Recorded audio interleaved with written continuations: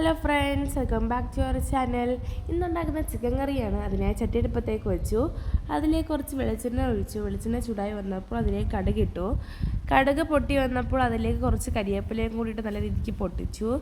അതിനുശേഷം അതിലേക്ക് അരിഞ്ഞു വെച്ച സവാള ഇട്ടു. പക്ഷെ നല്ല രീതിക്ക് ഇളക്കി. അതിലേക്ക് കുറച്ച് ഉപ്പും കൂടെ ഇട്ടു. അതിലെ കൂടെ നല്ല രീതിക്ക് മിക്സ് ചെയ്തു.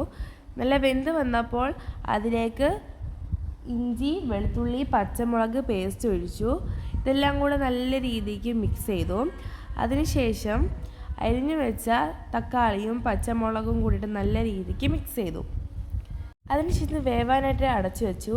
അത് വെന്ത് വന്നപ്പോൾ അതിലേക്ക് നമ്മൾ അരച്ചു വെച്ച മസാല ഇട്ടു. ഇതെല്ലാം കൂടെ നല്ല രീതിക്ക് മിക്സ് ചെയ്തു.